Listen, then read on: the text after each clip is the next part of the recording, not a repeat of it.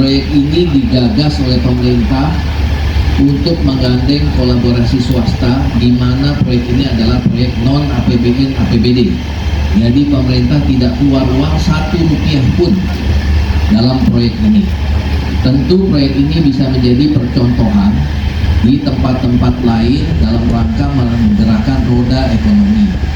Kalau kita dengarkan beberapa waktu lalu dari Pak Presiden kita, di mana pergantian menteri juga untuk menggerakkan, Menteri Keuangan menggerakkan roda ekonomi, di situ diutamakan ada 3 pilar yang diutamakan, yaitu swasta, koperasi. Dalam koperasi ini ada pemerintah dan BUMN, termasuk regulator dalam hal ini pemerintahnya bagaimana memberi kemudahan untuk kepastian berusaha. Tentu kami punya komitmen bahwa dari kolaborasi swasta dan pemerintah ini, untuk pemerintah akhirnya adalah untuk masyarakat banyak, di mana kita harus bisa melihat apakah proyek ini memberi kemaslahatan untuk orang banyak. Nanti akan saya paparkan dan juga apa solusinya untuk saudara-saudara nelayan kita. Jadi saya izin tolong tim saya mulai share screen di sini. Nah, ini kalau kita lihat di saat ini, proyek ini baru jadi boleh dibilang 70%.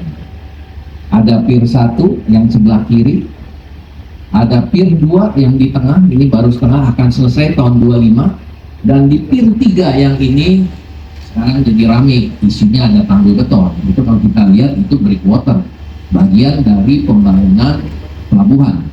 Tolong screen kedua. Nah, ini master plan-nya.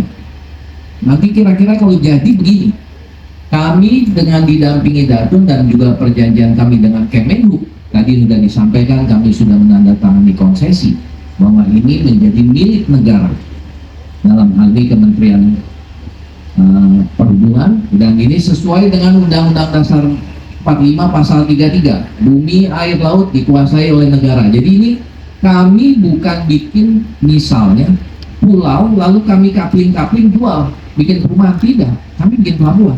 Kami nggak bisa jual apapun, ini bukan milik kami, tapi milik pemerintah.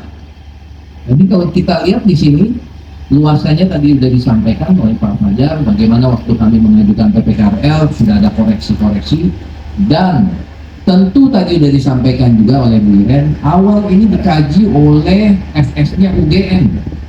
Jadi kami investor itu mengacu kepada semua aturan main yang sudah ditetapkan oleh regulator, di mana kami juga dulu mengikuti tender.